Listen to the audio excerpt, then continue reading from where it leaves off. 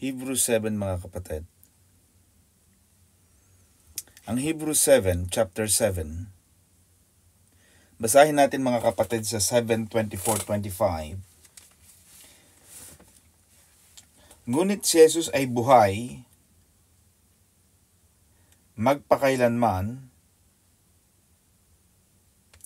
kaya't walang katapusan ang kanyang, in my translation, pagkapari. Pero in other translation is sacerdote. Yeah? Now, mga kapatid, ang pinag-uusapan natin dito is that Jesus Christ is our eternal priest.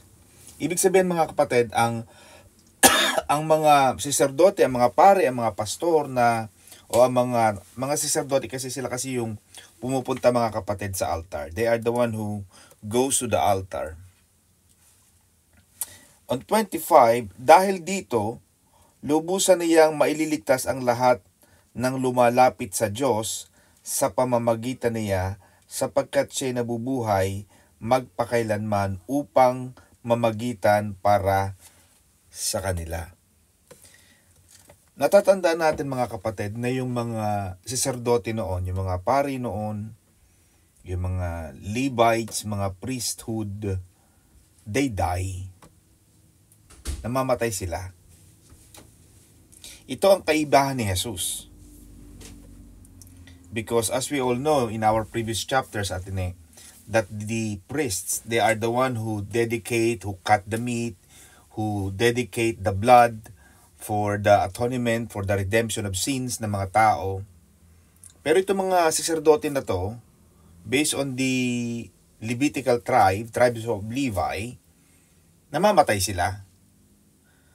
But the good thing about Jesus Christ at Timilen is that Jesus, yung pagkapari ni Jesus is eternal at patuloy siyang namamagitan. Kaya meron tayo mga kapatid sa church, meron tayo mga prayer intercessor. Kaya yung mga nasa prayer intercessor mga kapatid, pag kayo nananalangin, ay dapat ay hindi kayo ang nagbibida. Baka kayo pang nauunang magmarites. Ha? May mga taong sis, pakipanalangin naman ako, aray secret. Kaya dito sa London mga kapatid, binabalaan ko ang ating mga nasa prayer team na huwag lumabas ang mga balita ng mga problema at hinaing ng mga kapatid. Dahil namamagitan. Alam mo Sister Cecil, sabihin, Sister Cecil, qualified teacher yan eh. Ang namamagitan, ikaw ay referee. Sister Cecil. Ikaw ay nasa pagitan ng dalawang partido. Kaya ang tawag sa referee, namamagitan. Dahil ikaw ay nasa pagitan ng dalawang parties. Ano ang dalawang parties na ito sa ating topic ngayon mga kapatid? Diyos at ang tao. Dahil Sister Cecil, nagkahiwalay ang tao at ang Diyos. Pero nung pumasok yung eternal priesthood, nang sinasabi ng sumulat nitong Hebreo na ito, sa 24 and 25, dahil dito lubusan niyang maililigtas ang lahat ng lumalapit sa Diyos sa pamamagitan niya. Kaya mapapansin mo natin it aligns with the preaching of Jesus. Nasabi ni Jesus, ako ang daan. Kung wala kang daan, hindi ka makakapunta doon sa pupuntahan mo eh. Di ba? Natatandaan ko yan nung mga bata pa kami, alam to na Timilin. Yung tabi ng daan namin, yung idaan ng daan ng mga magtitinda ng gulay, ng mga mag-iisda. Basta pag galing ka sa dagat, pupunta ka sa bahay namin, meron silang dinadaan ng diretsyo. Sinaraduhan nung nasa dulo ng bahay namin, ni Ate Esther. Wala ngayon makadaang magtitinda. Kaya ngayon na magtitinda maglalako, ay di nandun sa kalsada, hindi na namin alam kung sino nagtitinda. Sinaraduhan ng may-ari ng dulo, wala kami magawa dahil hindi naman namin yung right of way. Kaya kami, dapat madadaanan pa, hindi na kami napupuntahan ngayon ng mga manininda. Ganun ang kahalagahan ng daan. Pag hindi ka pinadaan, ay talagang hindi ka makakarating sa pupuntahan mo. Maghahanap ka ng daan mo ngayon. Itong si Jesus, mga kapatid, siya ang sinasabi dito ng Hebreo na ito na lubusan niyang maililigtas ang lahat ng lumalapit sa Diyos. Kaya yung mga taong lumalapit sa Diyos, gustong maligtas, dapat lumalapit. Kaya sabi ng Panginoon, halika kayo, lumapit kayo sa akin. Kaya mga nabibigat ang lubha, bibigyan ko kayo ng kapahingahan. Sabi ni Jesus, ako ang daan. Ako ang tanging daan. Walang makakapunta sa Ama maliban sa pamamagitan ko. So, yun mga kapatid, ang nagbigay sa atin ng assurance na magkakaroon tayo ng kaligtasan. Dahil ang tinanggap natin mga kapatid, siya mismo ang sinasabi ng Hebrew chapter 7. Sapagkat siya'y nabubuhay magpakailanman. Yung intercessor natin, yung namamagitan, Sister Ne, sa pagitan ng Diyos at sa pagitan ng tao, si Jesus na. Nabubuhay sa forever, hindi sa pwedeng palitan. Yan kasi ang mahirap pagpapalit-palit ng liderato. May pinsan ako dyan, si Ate Lume, nagkatrabaho sa munisipyo ng Anilao, Mabini, Batangas. Sabi ko, Ate Lume, ikaw balita ko yung malakas dito si pastor doon, kahit sinong tumayo diyan, ako hindi matatanggal sa pwesto ko. Ako'y regular. Ganun baga. Akala ko baga Ate Milin pagka nagpalit ng mayor, tanggal ito ganun sa atin di baga. Pag ikaw mahinahin at wala kang item, tatanggalin ka dahil iba na ang kahit magaling ka pa. Yun ang problema. Diba? Hindi pa nainit ang puwit mo sa posisyon, tanggal, papalitan ka na. Yun ang problema. Pero itong Diyos na pinaglilingkuran natin, Sister Antilita, hindi napapalitan. Siya na lagi. Kaya nagkaroon ng pagbabago ng liderato. Ganun ang nangyari dito mga kapatid. Now, anong application nito sa ating buhay mga kapatid ko? Dapat magtitiwala tayo sa Panginoong Jesus na tayo ay patuloy na binabago at binabago yung kasabihan natin nila na we are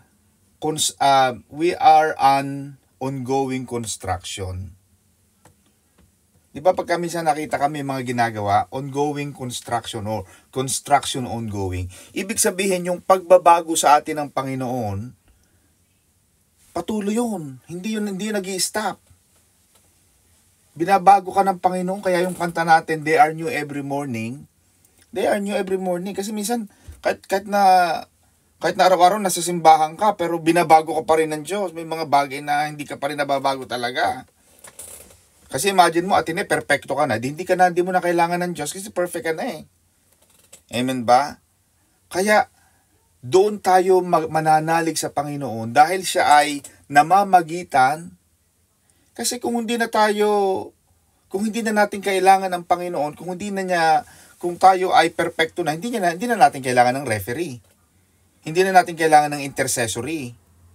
Wala nang namamagitan kasi wala na magpapaliwanag si Diyos, perfect ka na Kasi lagi kang gustong saktan ng Panginoon, ng Diyos Ama, laging gusto kasi ang kabayaran ng kasalanan ay kamatayan. Yun lagi ang sinasabi ng Bible. Diba? Narinig mo na yung kasabihan na ang maliit na baboy, Atine, at ang malaking baboy, parehong baboy. So yung maliit na kasalanan, malaking kasalanan, parehong may penalty yan. Diba? Nakita mo na si Sister Gloria yung siguro mga 2-3 years ago, bago mag-COVID, hinuling nanay, nagnakaw ng lobo. Tapos nasa unang hirit yata yon. Hindi na yun. Alam mo naman sa Pilipinas, mga ganyan, mga hype na yan Hype na hype yung ganung balita. Ito, magnanakaw, kinulong. Pero yung mga magnanakaw sa gobyerno, hindi kinukulong. Hindi yun ang point. Pagpunta mo sa korte, Atene, maliit lang naman yung nakaw. Kahit na, nagnakaw ka. Hindi pinag-uusapan ng amount. The fact na nagnakaw ka, may kasalanan ka. Dahil lahat ng kasalanan, may kaparusahan. Kaya lagi mong tatandaan mga kapatid. Ang may-ari ng impyerno, Atene, ang Diyos Ama. Hindi si Satanas. Bakit si Satanas? Si Satanas nga, pupunta rin sa impyerno eh. The Bible reveals in the book of Revelation, si Satanas itatapon din sa impyerno. Ang utang natin, mga kapatid, hindi kay Satanas. Maraming mga Kristiyano nagkakamali na ang utang natin kaya tayo mapupunta sa impyerno ay kay Satanas. Hindi. Sa Diyos Ama. Doon tayo nagkautang. Malaki ang utang natin. Actually. Kaya pag binasa mo lahat ng mga talinhaga, parables, may isang hari, pinatawag yung isang lalaki, laki ng utang mo sa akin, hindi ka nagbabayad sa akin, papatayin kita, papakulong kita. Hari yun Atene. Sabi ng lalaki, please mahal na hari, huwag niyo po akong pakulong kasi po ganito po, may sakit po yung asawa ko, hindi po ako makabayad, hayaan niyo po. Pagka po may pera na ako, magbabayad ako. O so sige, sabi ng hari, naawa siya, sige, patatawarin kita Basta, pinauwi siya. Ate Milen, paglabas niya nung palasyo, nakita naman nung lalaking may utang sa hari, yung may utang din sa kanya. Yung may utang, si A, may utang sa hari. Paglabas ni A, Ate Milen, nakita niya si B. Sabi niya kay B, "Oy, di ba may utang ka sa akin? Magbayad ka na, papakulong kita." Ano yung logic na tinuturo, Ate Ne? Lahat ng may utang, dapat magbayad. Lahat ng may kasalanan, may kaparusahan. Kaya kami sa criminal law, meron kami tinatawag na tabulations. So, depende kung anong kasalanan. Pag ang kasalanan mo ganito kagrabe, ganito rin kagrabe ang kaparusahan. Hindi ka pwede magparusa ng mataas kung ang kasalanan maliit. So, pero ang logic, Ate Milen, ang pinaka-core, ang pinaka-issue, may kasalanan, may utang, magbayad. May kasalanan, dapat may punishment. Di ba? Di pinakulong ni A, pinakulong niya si B. Nalaman nyo nung hari. Sabi ng hari, di ba pinatawad kita? Ang laki ng utang mo sa akin. Magkano utang ni B sa'yo? For example na lang, for argument's sake, 100 pesos po. 100 pesos? Yung utang mo sa akin, 1 million. Pinatawad kita. Pero may utang siyang 100, hindi mo pinatawad. Si Jesus ang nagkukwento nun natin Diba? Yung haring yun, Diyos Ama yun. Diba? Now, ano ang relevance ito sa ating topic? Lagi tayo magtitiwala sa Panginoon na tayo ay building. We are ongoing construction. Tayo ay patuloy na binabago ng Diyos. Hindi pa natin naabot ang perfection, mga kapatid ko. And, dahil lagi siyang buhay, Ate Milen, He is always present to help us. Yun ang isang magandang aral natin doon. 7 verse 11, pa-jump tayo mga kapatid. Because pag nagbabasa tayo ng Bible, may mga issue kasi na dapat nating maunawaan. 7 verse 11. Batay sa pagkapari ng mga Levita ang kautusan na ibinigay sa mga Israelita. Now makikita natin, Ate Milen, bakit sinasabi ng ganito? 7 verse 11.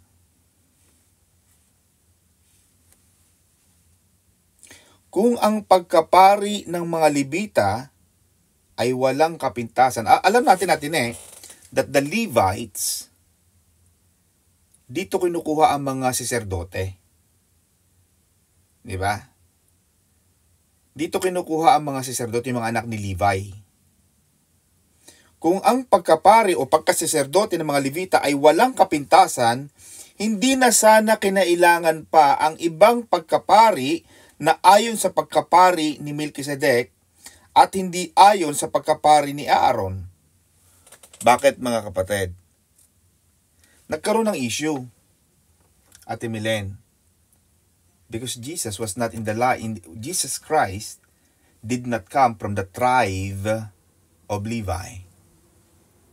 Hindi siya galing sa lipi ni Levi eh.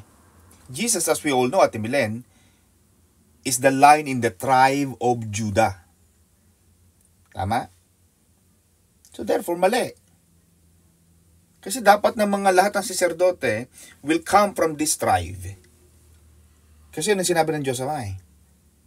Now, in Hebrews 7, may tanong na kung ang pagkapare o pagkasaserdote ng mga Levita ay walang kapintasan, kung sila ay perfect, bakit nagkaroon pa ng panibagong order? Bakit nagkaroon pa ng panibagong pare or Melchizedek? Bakit dumating si Melchizedek? If perfection could have been attained through the Levitical priesthood, and indeed the law given to the people established that priesthood, kasi alam natin doon ang gagaling kay Levi eh. Doon talaga doon lagi eh. Bakit si Jesus hindi nanggaling sa pamilya ni Aaron? Hindi siya nanggaling kay Aaron eh. So, tinatanong ng Hebrews 7:11, it begs a question, why was there still need for another priest to come? Bakit magkakaroon pa uli ng panibagong hari, ng bagong saserdote? In the name of Melchizedek, not in the order of Aaron. Ang sinasabi mga kapatid is, bakit hindi nanggaling sa pagkapari ni Aaron si Melchizedek? Bakit nagkaroon pa ng ibang pare, ng ibang saserdote? Eh dapat naman nanggagaling ka kay Levi. Yun ang tanong. The answer to that, Ate Milen, is that the Old Testament, the law in the Old Testament was temporary. Yung sacrificial lamb, yung mga sacrifices na ginawa nila, yung pagpatay ng mga tupa, pagpatay ng mga kalapati, mga ibon, yung dugo, those were temporary. Kaya ngayon, wala nang pumapatay ng tupa para lang ipaamoy sa Diyos yung dugo. Because they were temporary. When Jesus came, Atene, the priesthood became final and superior.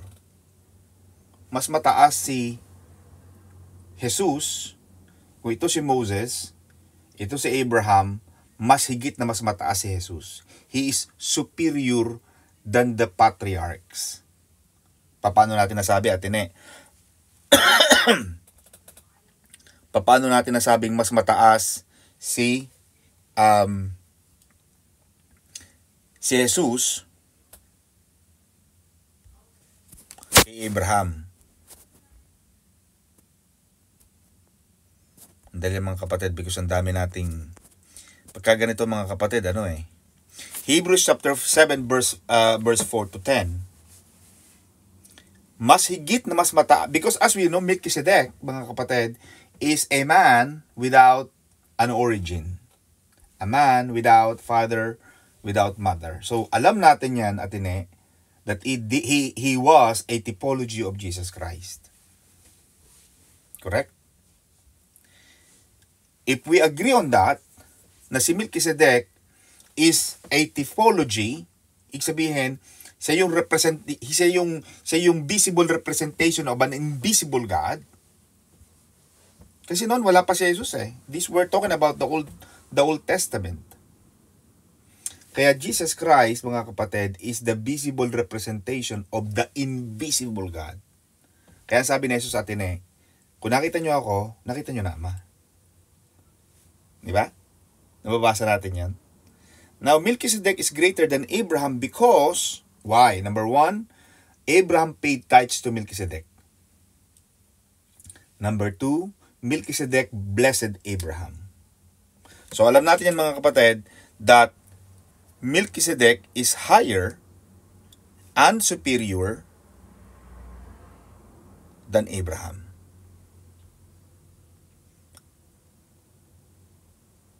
Dahil yung Old Testament mga kapatid ay yung Old Testament law, yung tinatawag nilang Mosaic law, yun ay natapos na. Kaya ang tawag doon Old Covenant, Old Testament. Now, anong pwede nating matutunan dito mga kapatid? We have to, because Sister Angelita, now that we are now living in the grace of God, nasa biyaya at awa na tayo ng Diyos Kaya hindi na tayo pumapatay ng mga hayop. We are in the grace of God. Kaya kailangan natin to live in that grace. Kailangan mamuhay tayo doon sa awa na yon. May mga Kristiyano pa rin na, may nagtanong sa kanya, Ate Milin sabi niya, Pastor, paano po kung talagang tinanong niya ako, Ate Milin. Ito talaga, totoo to. Sabi niya, paano po kung 8 o'clock nagkasala po ako? Gumawa po ako masama. Dumating po ang Panginoon ng 8:01. Saan po ako pupunta? Ayun, tanong na yun. Hirap. 8 o'clock. Nagkamali ka. Pero 8:01 dumating ang Panginoon. Saan ka pupunta? Ang sagot ko sa kanya, alam mo Ate Milen, langit. Hindi nakatingin ang Diyos sa ginagawa mo. Hindi. Ito mga kapatid, nagkaroon kami ng attitude ni Bishop Sabi ko kay Dad, kung ang basihan ng kaligtasan ng tao ay kabutihan, nadidevalue, nadidiminish yung pagkamatay ni Jesus sa krus. Kailangan palang dagdagan mo pa, Milen mamamatay na ako sa krus, pero kailangan dagdagan pa ng konti, kailangan baitan mo pa Hindi passport yon. Kahit magkasala ka pa ng 8:01, yung pagdating ng Panginoon, gumagawa ka pa ng kasalanan, hindi lisensya yon mga kapatid, na hindi ka pupunta ng langit. Why? Because the Bible said so. The Bible said, for God so loved the world, that He gave His only begotten Son, and whosoever believes in Him will have an everlasting life. Hindi isinama atin doon sa John 3:16, for those who believe in Him and good, kind, loving. Hindi. Bakit? Sinisira natin pinapahina natin yung namatay na nga si Jesus tapos kailangan mo pala yung dagdagan. Hindi na. Hindi lisensya yung Kaya may mga tao, sabi ko, bakit kayo nang iniisip mo? Ano ngayon kung dumating ang Panginoon ng 8:01, kaya dumating pa sa ng 8 o'clock, sabay kayo. But the Bible confirms, Atene, it gives you an assurance that when you believe in the resurrection of Jesus, Lord, tinatanggap kita bilang aking sariling Panginoon at tagapagligtas ng aking buhay. Naniniwala ako na matay ka sa krus para sa aking mga kasalanan. And simula ngayon, mabubuhay ako para sa'yo. Now, Ate Milen, after ba nung acceptance, naging perfect na ba si Millie na Recalde? Hindi. Baka nga wala pa Baka kung may nagbago man, konti. 10%, 10% lang. Hindi hinintay ng Panginoon natin na magbago kang 100%. Hindi ka mababago. Kung magbago ka rin, pakonti-konti. Kaya nga, they are new every morning. Alam ng Diyos ang ating kahinaan. Nasa Bible din yan, Ate Milen. Sabi ng Panginoon sa Book of Jeremiah, who amongst you can change the color of the Ethiopian? Yung mga maiitim. Sino sa inyo makakapagpabago ng mga itim, ng mga Aita? Ganun nung ginawa sila ng Panginoon, Aita sila Kaya kahit uminom sila ng glutathione, mag-inject ng mga kung ano ng tabletas, hindi sila puputi. Oy mga kapatid, wag kayong mag-i-inject ng gluta, marami nang namatay dyan. Yung mga gusto magpaputi, kahit maghilod kayo ng mga mukha nyo, hindi nyo mababago ang kulay nyo. Malibang maging magkagaya kayo ng Michael Jackson, magpa-inject ng kung ano-anong mga tabletas. O, Sister Priscilla, di ba? May mga taong walang ginawa kundi maghilod ng mukha. Naku po, talaga naman. Kapatid, kahit anong hilod ng mukha mo, kung talagang ganyan ka ginawa ng Panginoon. You are beautiful just the way you are. Diba, Tine? Hindi mo na kailangan hiludin mo ka. Siyempre, kailangan natin maglinis-linis ng konti, maghilamos, maligo, mag-shampoo. Pero, yung ingud-gud mo na ang pisngi mo sa pader at kailangan maging, may mga bago pa ngayon, Sister Gloria, yung glass skin, yung parang Korean type. Nako, kutis papaya. Amoy papaya meron, pero yung kutis papaya, walay. Mga kapatid, hindi na natin kailangan. Ganun na talaga tayo. Ang sabi ni Jesus, ang sabi ng Diyos, sino sa inyo ang makatatanggal ng mga spots, yung mga batik ng leopardo, yung mga leopard, mga cheetah, mga tigre, may mga pag pinanganak yan natin hindi nilalagyan niya ng batik-batik. Pag pinanganak, gano'n na sila Diba? You cannot change it. So kahit anong pagpapakabuti natin, hindi yun ang lisensya para mapunta ka sa langit. Kaya pagdating mo ng langit, mga kapatid, marami doong marites. Marami doong mga makasalanan. Yun ang gusto ng Diyos. Amen ba, mga kapatid? Kaya wag tayo maging self-righteous. Kasi tinapos na ng Panginoon yun Yung pagiging righteous, di ba? Yung laging, naku, kailangan makita akong ano. Okay din naman yun. Pero, alam ng Diyos na may kahinaan at may kahinaan tayo. Tanggapin natin yun. Naaawa ang Diyos sa atin. Kaya yung mga nagpapapako, yung pagmahal na araw, darating na naman ang Semana Santa. Yung umaakit pa sa krus, talaga naman. Yung kini Sister May, meron sila. Nagpapalatigo 50 pa sila. Talagang ang sakit pala niya, yung nilalatigo ka. Oh. Bakit? Why? Jesus has done it, man. You don't have to do it again. Sabi ng Panginoon, tapos na ang paghihirap. Kailangan lang tanggapin natin yung awa at biyaya ng Diyos. He paid for the price. He died on the cross. Kaya binigyan tayo ng assurance ng Panginoon, whoever believes in Him. Walang kondisyon. Punta ka ng langit. Kaya pag tinanong ka, why do you deserve to go to heaven? Because I believe Him. Saan mo nakita yon? John 3:16. Diba? Now, pati po yung masasama, pati masasama. Pero hindi po siya nagbago hindi naman yun hindi yun ang qualification para pumunta ka ng langit. Ang qualification doon, tinanggap mo ba si Jesus bilang tagapagligtas ng iyong buhay? Opo. Naniwala ka bang namatay siya sa krus at nabuhay na maguli para sa iyong kasalanan? Opo, ligtas ka. Kahit nagkasala ka pa ng 801. Okay? Mga kapatid? Kasi nababaliwala tuloy yung pagiging pagkamatay ni Jesus sa krus. Para tuloy takot na takot tayo. Naku, paano kaya malapit na dumating ang Panginoong Jesus Kailangan perfecto. Kung hindi ka magiging perfecto. Kaya tama yung kinanta ni Andrew gusto kong bumait pero di ko magawa. Talagang hindi mo magawa. Minsan kahit gusto mong maging mabait. Minsan gusto mong maging mabait pero minsan talaga tinatamaan ka ng baltik. Meron kang topak. Dumating yung oras talaga. Hindi mo, may mga ganun kayang pagkakataon, Sister Presi. Ayaw mo mang sabihin yung masasamang salita pero minsan lumalabas. For some reason. Hindi natin alam kung bakit. Pero tinitingnan ba ng Diyos yun? Hindi. Bakit? Meron tayong intercessory Meron tayong namamagitan Yun ang kagandahan na meron kang referee. Meron kang intercessor na habang buhay na buhay because He rose again. Kaya sabi ng Panginoon, di ba sa Book of Acts, I will go to my Father's house. Ako ngayon ang tatayong advocate mo. Ako ang tagapagtanggol mo.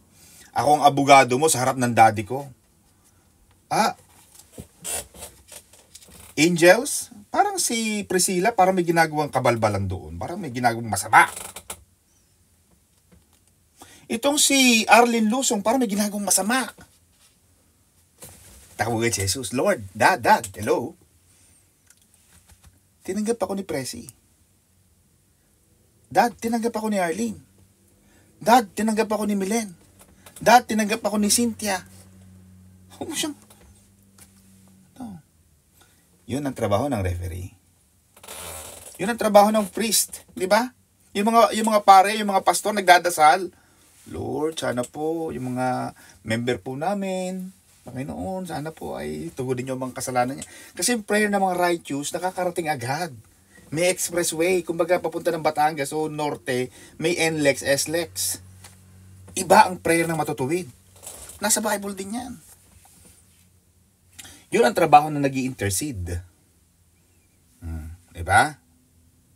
ay ang intercessor natin, lifetime. Kumbaga, buhay siya forever. Kaya, napakalakas ng backer natin. Amen ba mga kapatid? Kita mo sa atin, wala. Hindi tayo nasasaktan, hindi tayo natatakot. Bakit? Meron tayong backer sa taas mga kapatid. Huwag kang matakot. Guaranteed. Kaya sabi ng Panginoon, hayaan nyo makarating ako doon sa langit. Para ipaghanda ko kayo ng mansion. Naku mga kapatid, alam mo, pag naisip ko yung mga mansion, ano kaya magiging bahay natin doon? Ano kaya number ng bahay natin? Siguro Maranatha 101. Milen 102. O, diba? Milen, wala kaming toyo din eh. Diba? Kakatabi tayong lahat. Ngayon, alam mo ngayon natin naghahanap kami ng retreat house sa April, sa mahal na araw. May nakita kami magkakatabing bahay. Ang sarap. Pero siguro mga 100 tapos may magkakatabi kayong mga bahay, mga maliliit na mga tent, para mga bahay kubo, mga cottages na may mga beds, may mga ganyan, di ba? Tapos may function hall, paglinggo, fellowship, gala. Ang saya, nilulook forward na namin yun at Milen. Ano kaya yung buhay natin sa langit?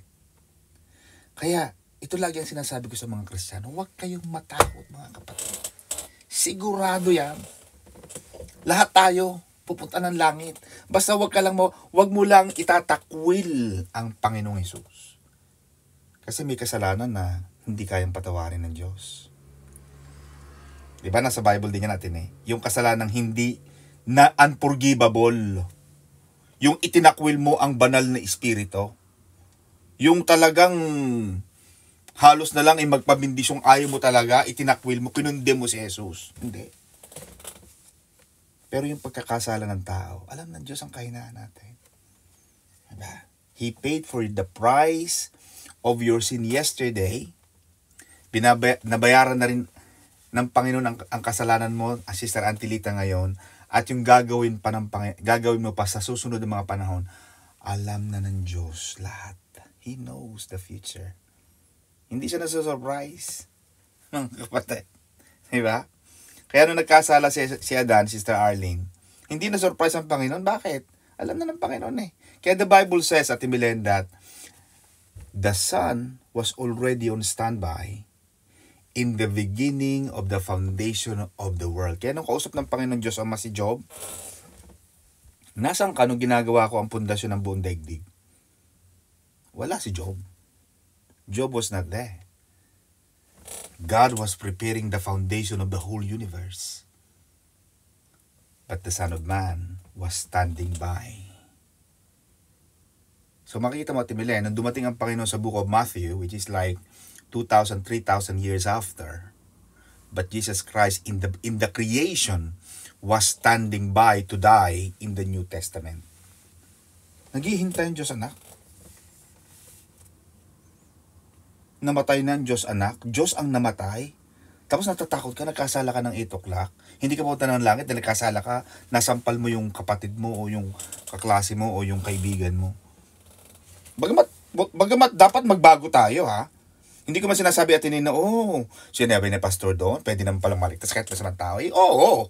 Pero magbago ka kapatid.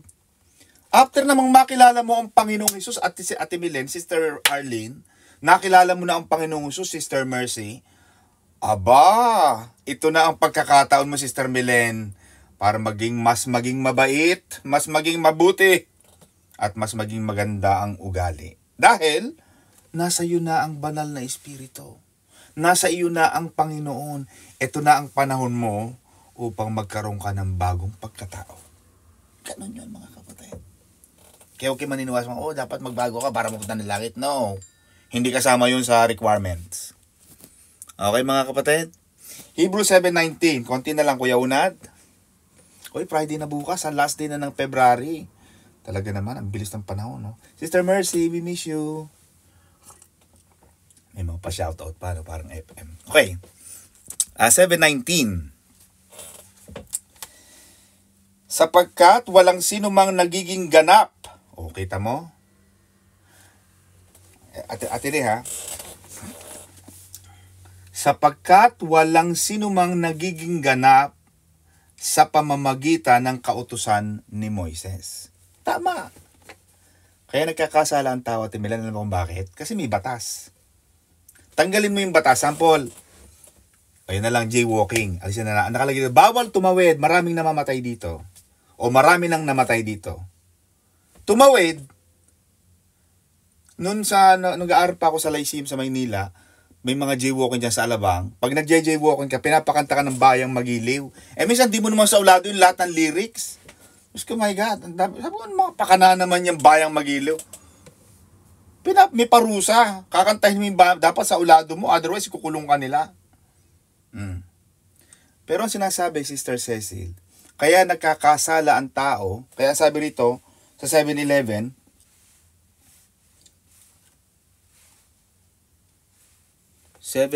o 7:19, 7:19, sapagkat walang sino man nagiging ganap sa pamamagitan ng kautusan ni Moises. Kaya ang tao nagkakasala dahil sa batas. Kasi kung walang batas, walang kasalanan, di ba? At nakuha mo. Sample, alisin natin yung for example, hindi sinabi ng Diyos na bawal magnakaw. Wala. Kaya nung pinatay ni Cain si Abel, hindi murderer ang tawag kay Cain. Kasi wala pang batas nun eh. Cain came from the Adamic tribe o Adamic family.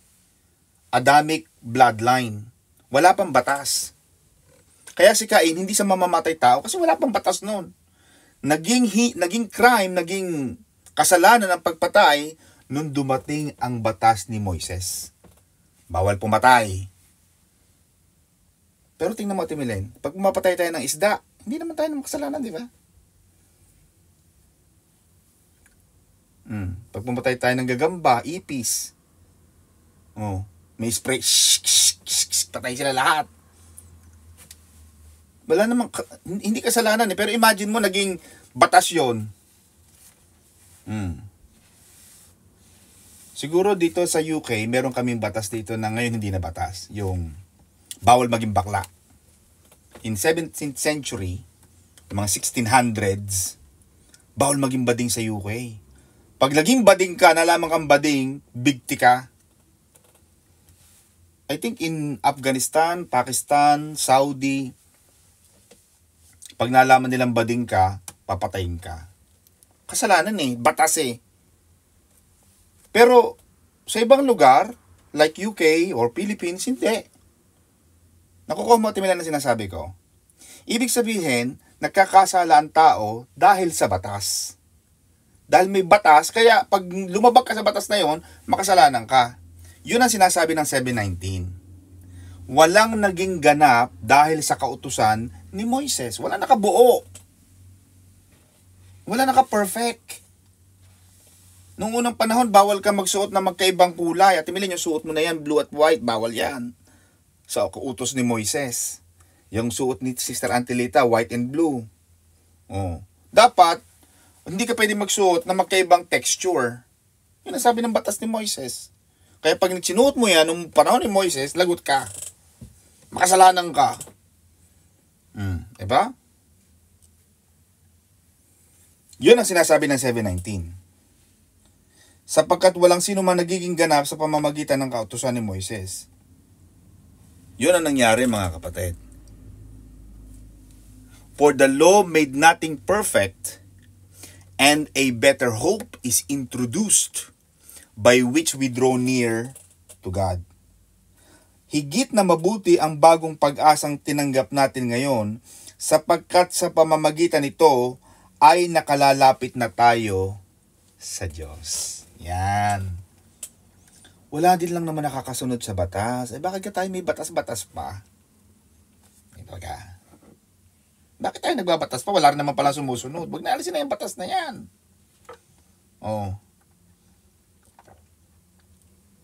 Wala rin lang naman sumusunod eh.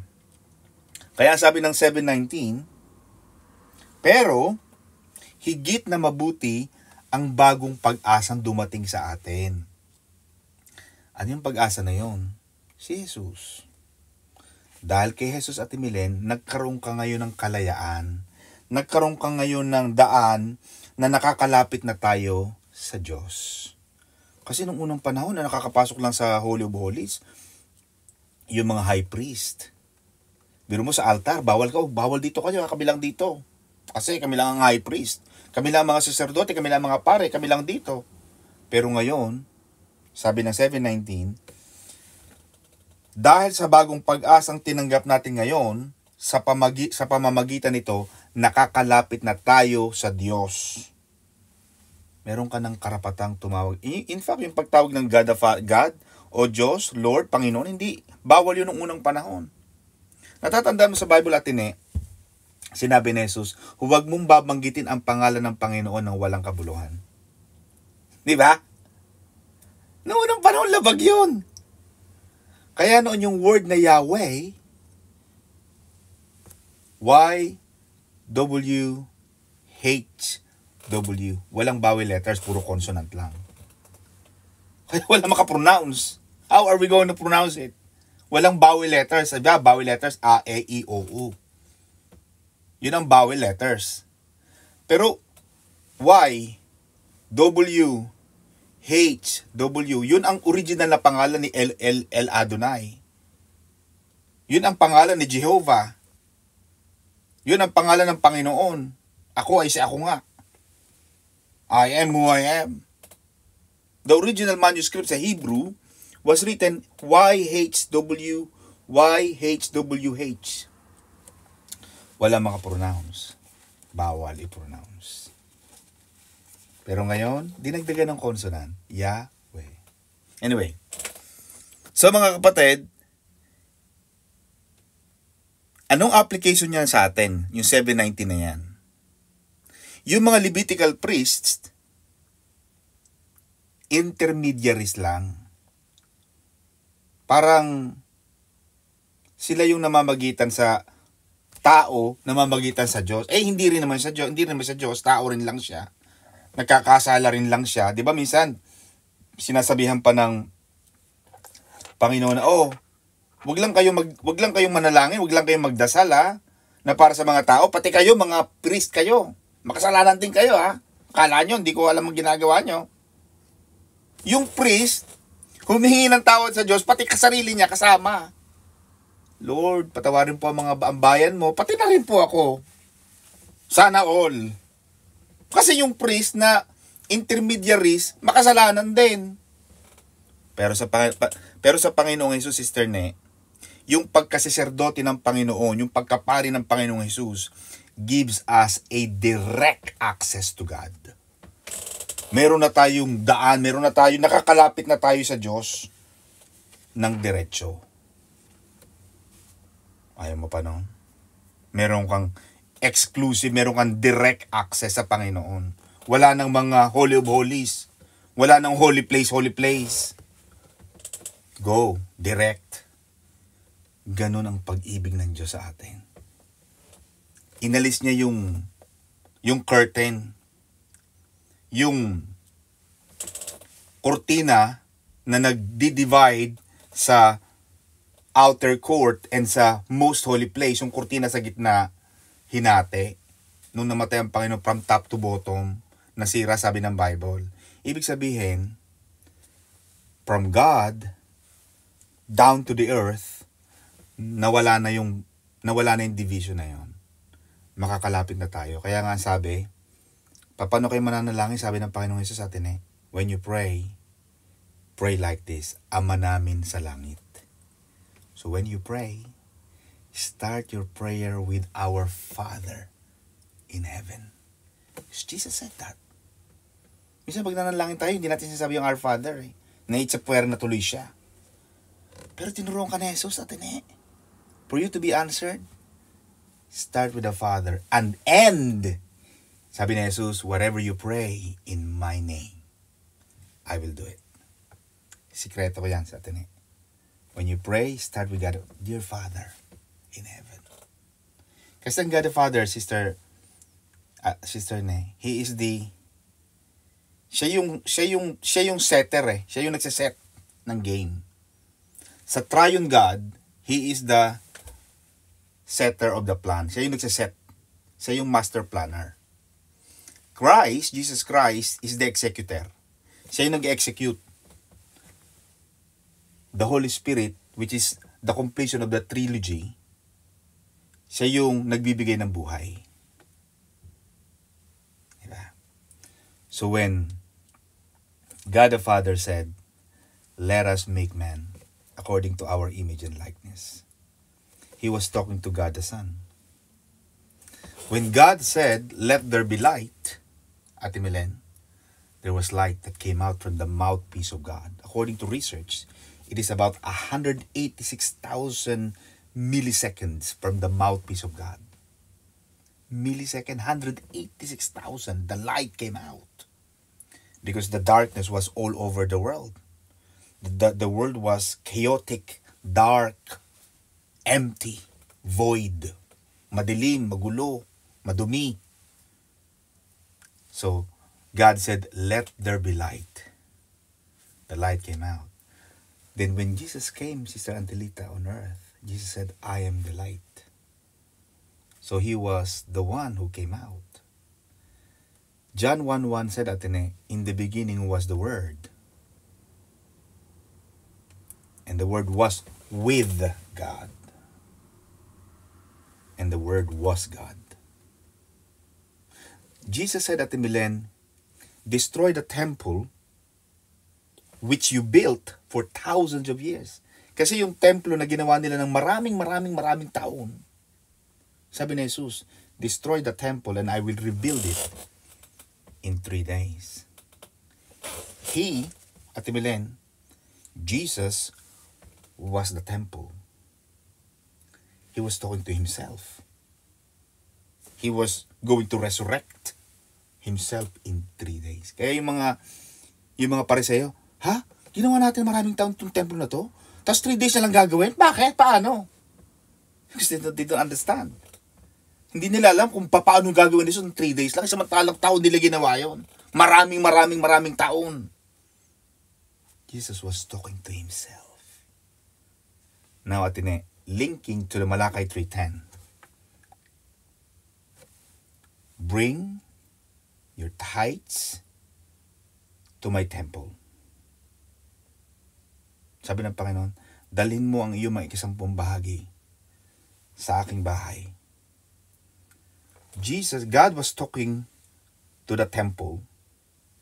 When we bring our tithes and offering at the Milen, we're not bringing it to the church actually. We're bringing it to Jesus Christ because He Himself was repairing to the temple. This is deep. Ang pare, kailangan natin ng mas mahabang oras kasi dito mga kapatid eh. Yeah. Kaya yung mga bita mga kapatid, they are intermediaries lang.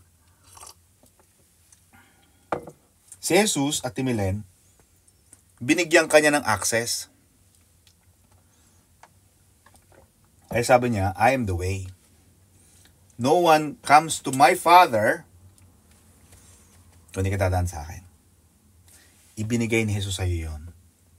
Kaya ngayon, you have to approach God with confidence. Diba? Darling, natatandaan mo yung kwento ng prodigal son? Sabi nung dumating yung bunso na anak na lumusta ng mga pera, dumating yung panganay na anak, sabi niya, "Oh, bakit masay sa bahay? Anong kaguluhan yan?" Sabi nung katulong, sabi niya, "Ay sir, dumating po yung kapatid niyong lilusta yung mga pera niyang tatay niyo."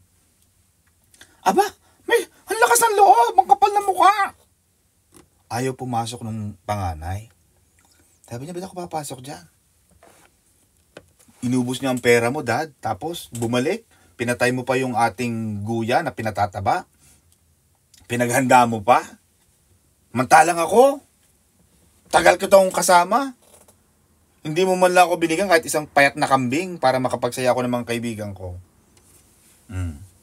Bakit? Sabi alam mo sagot ng daddy niya, "Hindi ka naman humingi. Yun namang akin, sa'yo din, ba't hindi ka humingi?" Because the eldest son, Atene, is not bold. Wala siyang lakas ng loob na humingi. Kung sana humingi siya, bibigyan siya. Sabi ng Panginoon, ang lahat ng humihingi ay binibigyan.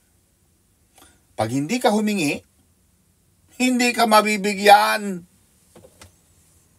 Tanong ka ng tanong, bakit kaya wala akong ganun? Humingi ka ba? Oo. Di ba?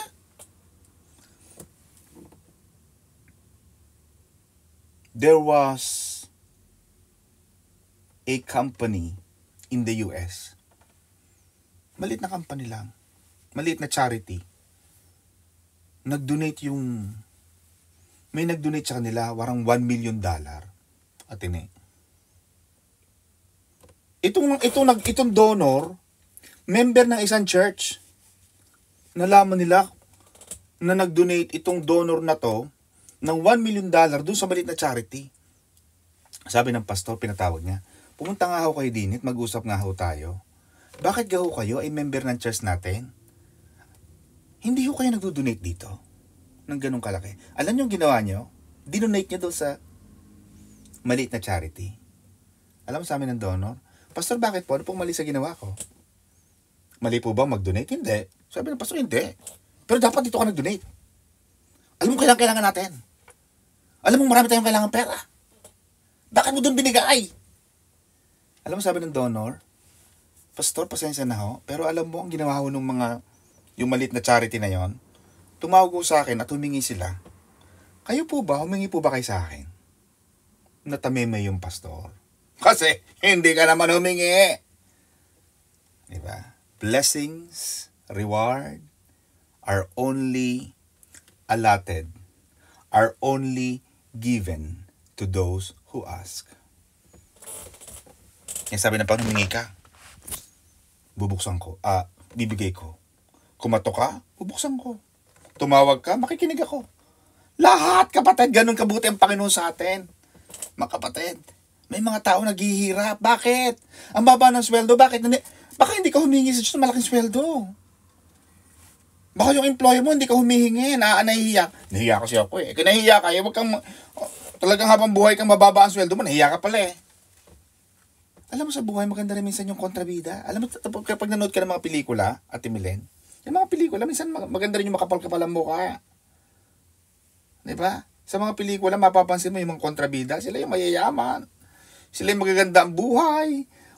Mamamatay na lang sila sa patapos na yung episode eh. Pero all throughout the episode, 1 taon, 2 taon mong pinanood, nag-i-enjoy sila ng buhay. Doon lang sila namamatay sa mga ending. Kasi nasabi ng direktor. Diba? Sabi ng Panginoon, humingi ka, ibibigay ko. Kaya mga kapatid, gusto ko yung turuan ng kung paano kayo pagpalain ng Panginoon. Naranasan ko yan mga kapatid. Every time dumadaan ako, sana makarating kayo sa lugar namin. Panginoon, paano kaya ako makakawala dito sa ganitong klaseng buhay? Panginoon, wala kaming bahay. Si sister may lagi na lang, may maleta lang, pag-aalis kami, dala-dala namin mga bag namin. Alam mo, ganong hirap at na paglilipat kami sa ibang lugar, dala namin maleta namin. Alam mo, ang prayer niya, Sister Antilita, hindi yung magkaroon ng bahay. Ang prayer niya noon, siguro mga 10-15 years ago, Panginoon, sana magkaroon kami ng cabinet. Cabinet lang, Panginoon, na pwede naming lagyan ng damit. Diba? Pero every time dumadaan kami sa isang lugar, sabi, sa susunod nga, doon tayo dumaan sa street na yun. Kasi gusto ko talaga doon, parang magagandang bahay doon. Parang, alam mo yung mga lugar na pag pinuntahan mo, mararamdaman mo atin eh. Pag nakapunta ka sa isang lugar, alam mo yung lugar na tumayayaman dito. Kahit hindi mo alam. Hindi mo alam kung totoo nga, o tama o mali ang inala mo. Pero, nakukuha mo atin na yung sinasabi ko. Yeah? Stop. At nakukuha mo yung sinasabi ko na minsan makakapunta ka sa mga lugar na alam mong mga alta sosyedad nga mayayaman dito. Pag nakarating kayo ng mga Ayala Alabang, hindi tinawag na Ayala Alabang yan for nothing. At grabe. Alam ko mayayaman na napupuntahan nyo dyan, lalo na sa Italy, magaganda ba? Pero mga kapatid, Ayala Alabang, Dasmariñas Village, Basta may mga lugar pa sa ating mga mayayaman eh. Talagang hindi tinawag Ate Milenia na Ayala Alabang for nothing. Portofino. Ang kapitbahay mo si Willie Revilla, may Manny Pacquiao. Yeah. Sa Bel Air, marami ding mga bilyonaryo dyan. Ay, Panginoon. Lagi tayo dito dumadaan sa street na ito. Kapapangit ang mga bahay dito. Doon nga tayo bumang sa mga medyo maganda-gandang bahay. Talaga namang, Panginoon, ako po, Panginoon, hihingi sa iyo. Panginoon, kahit paso, alam mo yung, kahit paso lamang, Sister Ne, kahit paso, masaya ka na.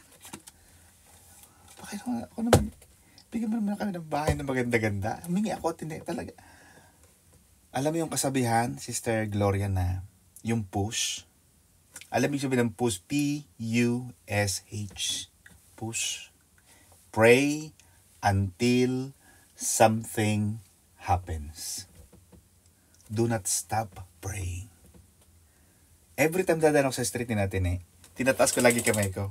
Sabi ni Sister May, bakit ikaw lagi nakataas ng kamay? Ano, may binabati ka diya? Hindi! Ako yung nagpe-pray lamang, ginaganyan ko lang. Ako yung lagi nakaganon, Panginoon. Ang gaganda ng mga bahay. Mga milyon ng bahay, Atene. Hindi naman milyon kung milyon pesos lang, hindi mura-mura. Milyon. Si Chen, Atene, yung anak ko si panganay, si Chen, nagpunta dito, Dad, where are you living now? I live in the street. Nagbabike siya, mutik na sa mabangga. Kasi kanan at kaliwa daw kagaganda ng mga bahay. I almost fell off my bike.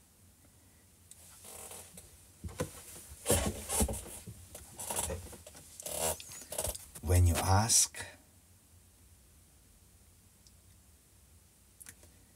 alam mo natin yung sabi ng Panginoon na, no eyes have seen, no ears have heard, no heart has ever imagined the great things that God has prepared for you. Hindi mo pa kilala ang Panginoon. Pero pag nakilala mo ang Panginoon ng lubusan, when you have a close intimacy with God, ang sabi ng Panginoon, when you ask anything in my name, it is my pleasure. Isang kaligayahan sa Diyos, Ate Milen, na bigyan ka ng mga pagpapala na ikaliligaya mo. Amen, mga kapatid. Mga kapatid, napakahaba pa nito. At alam kong inaantok na si Kuya Una dyan, mga kapatid. And I hope na kayo, mga kapatid, ay pagpalain ng Panginoon.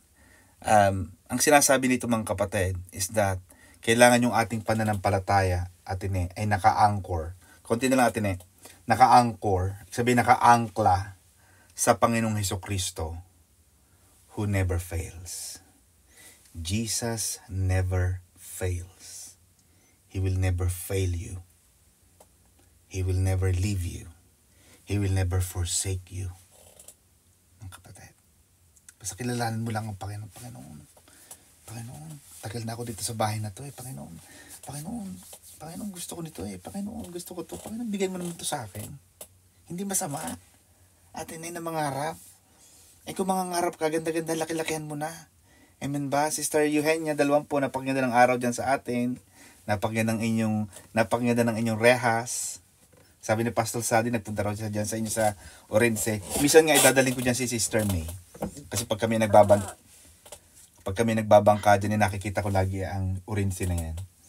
Kaya sabi ko, kaya mga kapatid, kayo ay aasa na magandang bagay sa Panginoon. Hindi imposible sa Panginoon na ibigay niya ang lahat ng inyong mga hinihingi. Basta meron kang tapat na paglilingkod sa Panginoon. Panginoon, maglilingkod ako sa iyo.